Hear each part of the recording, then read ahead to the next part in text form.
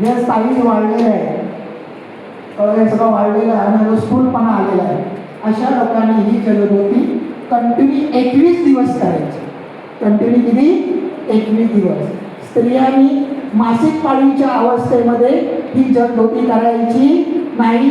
गरोदर अवस्थेमध्ये ही जलधोती करायची नाही. बाकी तर तुम्हाला सांगितलंय कुणी करायची नाही ती.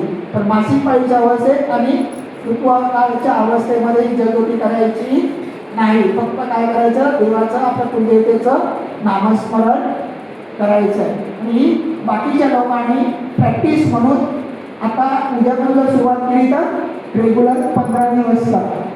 फक्त योग्य गुरु, योग्य मार्गदर्शन याशिवाय जलधोती करायची नाही. त्याच्यासाठी आपल्याला सगळं अभ्यास करूनच करावं लागतं. योगामध्ये पण सहसा हात घालत नाही. आता आपण प्रात्यक्षिकमध्ये जलधोती आता बघणार आहोत. कळलं? हां, लक्षात घ्या.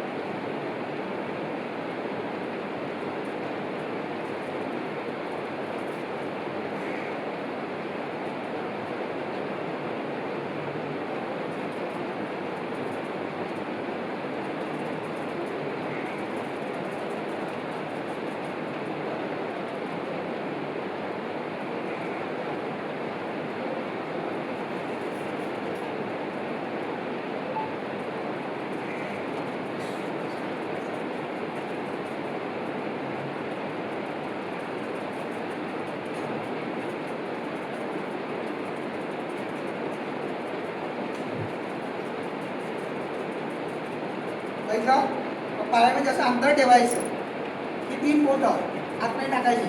पोटाला काय करायचं? दाब द्यायचं.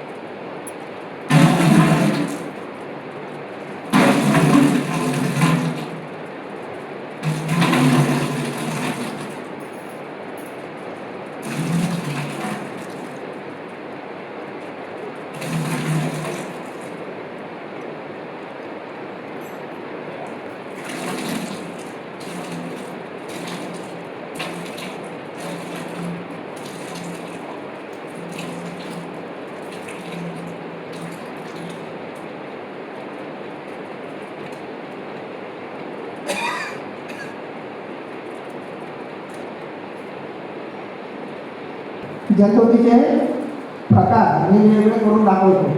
कळलं का? तर तुम्हाला मी हा एकच प्रकार दाखवलेला आहे.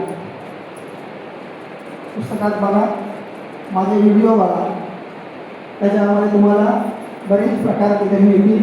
वेगवेगळ्या पद्धतीमध्ये जलतोडी केलेले